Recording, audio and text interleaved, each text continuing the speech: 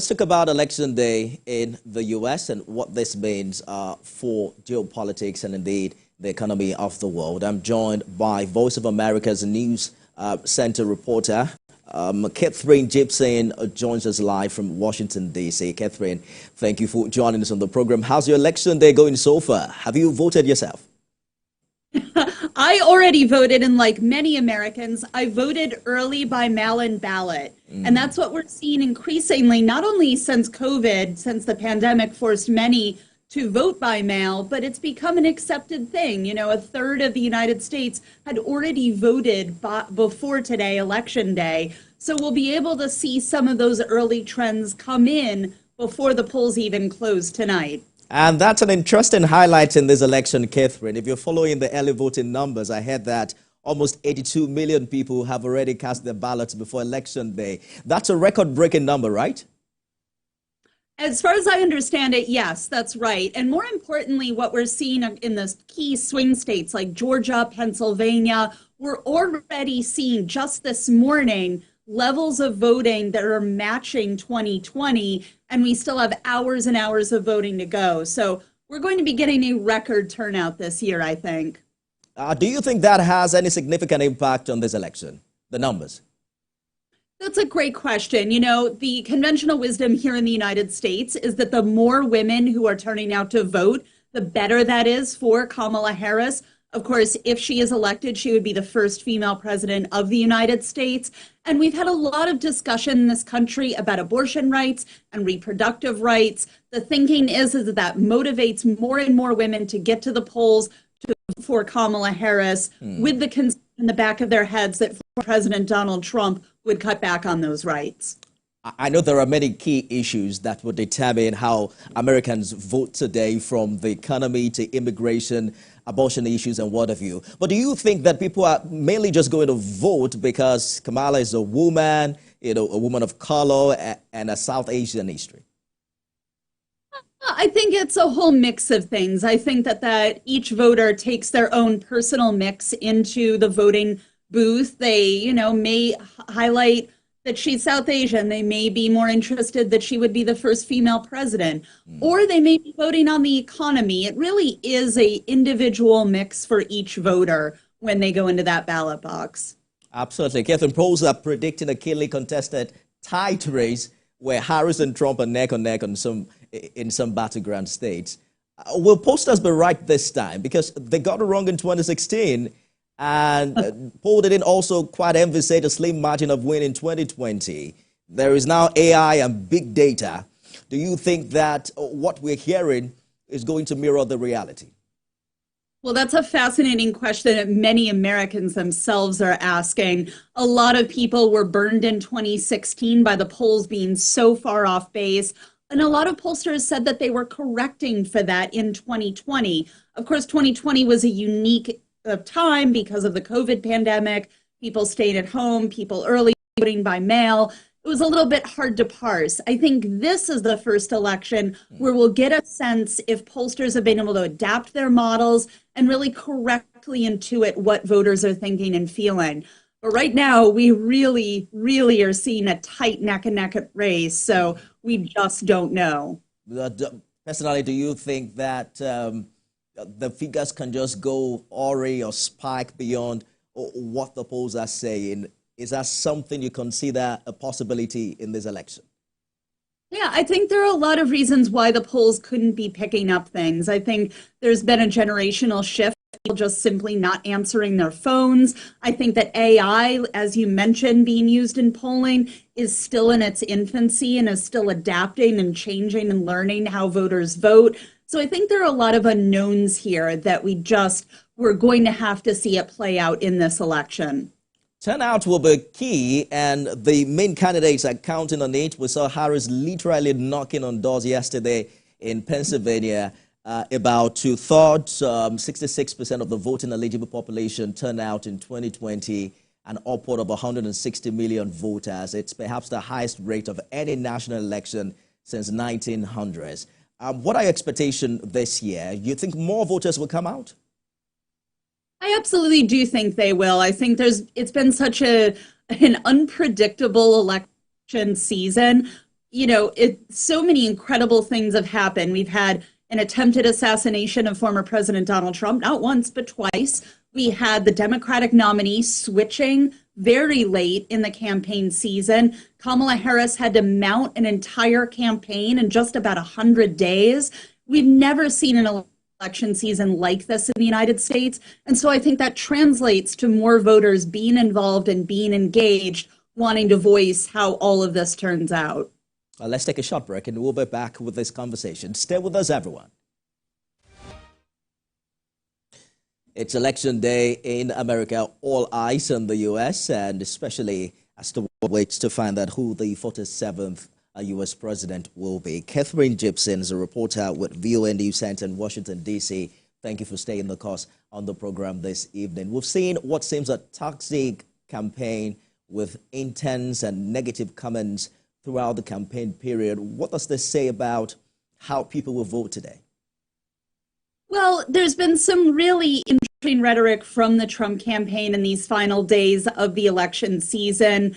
We've heard some slurs against Kamala Harris, which, always a lot of women in this country are very sensitive to the first female potential president being called by unflattering names, being slurred, all of those things. That may motivate female voters to come out to the polls. And also on the other side, Kamala Harris recently has taken to playing clips of former President Trump at her rallies, really using his own words against him to convince voters, as she says, that Trump is not stable enough to serve as president. So really, we're seeing a lot of personal arguments for and against the characters of each candidate. At some point, it literally became an attack on personalities, and the world is watching keenly that how did the American politics, come so low? Precisely how are voters reacting to how these candidates have actually carried themselves throughout the campaign period? Do you think this is what they want as content on election year, or they would have preferred some more issue-based conversation? It's funny, whenever I go around the country reporting and talking to voters, they always say they hate the way this country has turned so partisan, that we have this ritual rhetoric that just each candidate is saying things about the other. They feel very team-based. They feel like the other side can't see their own experience. It's been really tough these last few election cycles.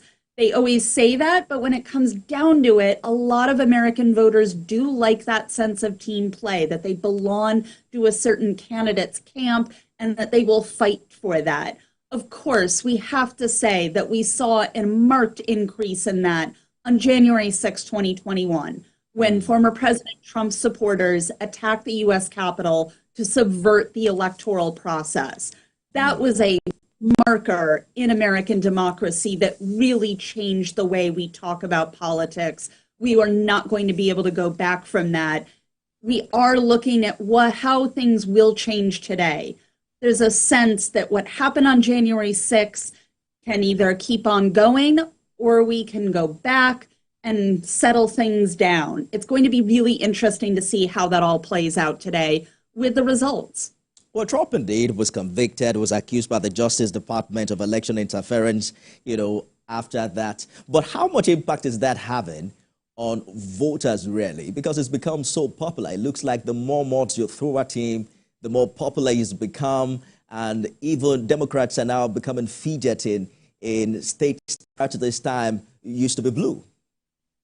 Well, it's an interesting concept that a candidate could lose in 2020, encourages supporters to attack the U.S. Capitol, and then come back and be his party's nominee. Usually when you lose a presidential election, you do not come back the next election cycle as the party's nominee. So we're in a little bit of uncharted territory here in terms of that. We also know that President Trump's base is very loyal to him, and he has been able to make inroads with younger men. He has, from what we can tell of the polling, now we won't know until the actual votes are counted, that he may be building a little bit more support among younger men. But again, I caution, we're going to wait until those votes are counted and we have real data to see what President Trump's support looks like 4 years later. We have no choice than to wait, but the result of this election is going to be very, very impactful. Let's talk about the cost of living, which has become a main issue in this election. Since COVID, we heard that prices have skyrocketed in the U.S. We've had Trump ask Americans if they think lives are better today than it was 4 years ago. How much of a disadvantage is that for the Democratic candidate? Well, that's been a huge issue in this election because, of course, Kamala Harris is running as something of an incumbent. She is the vice president for the sitting president, Joe Biden, who has made the argument that he really brought the country back from the brink. We were in a bad shape during COVID under the Trump presidency, and he had to do a lot of work to really rebuild the economy and make sure that it didn't fall into recession. Many of the economic markers are very positive, showing that the country is indeed bouncing back.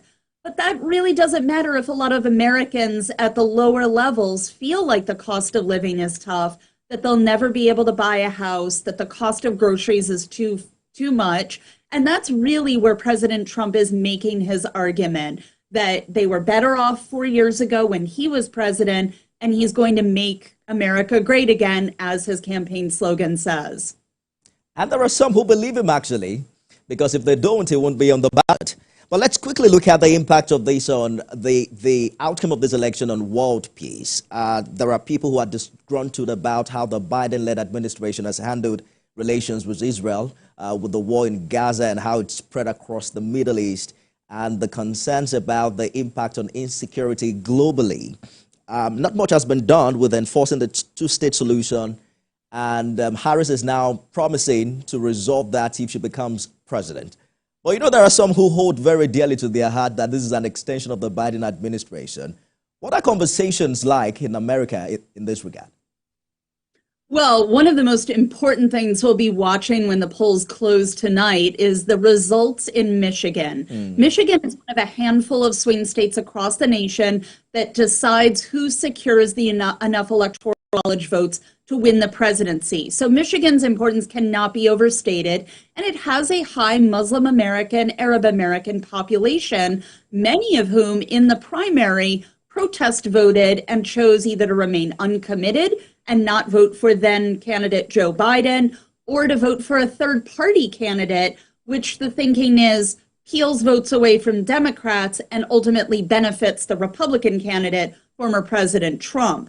So a lot of questions here in the United States as to how that protest Gaza vote will go and if it will impact the vote in key swing states. Absolutely. There are some who have questioned whether Harris has been able to completely dissociate herself from Biden's policy in this regard. But Trump is also promising to continue building its walls and deporting illegal immigrants. They say that resonates very well with traditional Americans, right?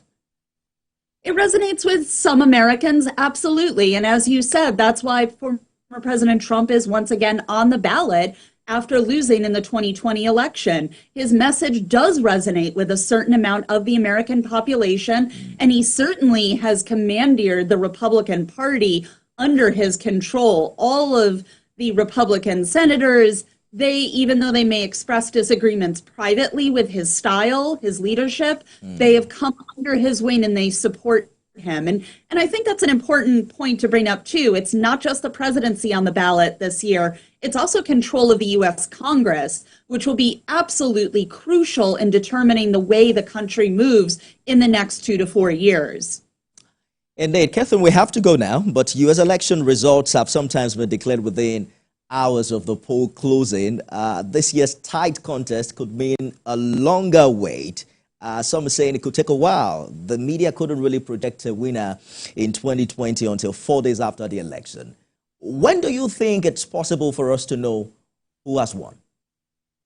Well, you know, that all depends on whether the polls, as we were discussing earlier, have caught on, and they are correct that this is indeed a very close race that is in a tie. If that is correct, then it will absolutely be not an election day, as I've been saying, but an election week. However, if the polls are off and they're not capturing interest for one or the other candidates, and it is much more of a definitive win, then we may see it in the early hours of Wednesday morning. So either way, at this point, as we have 7 or 8 more hours of voting to go on the East Coast of the United States, there's still a lot left up in the air. Absolutely it is. Katherine Gypson, reporter with VOA, thank you so much for talking to us on the program this evening.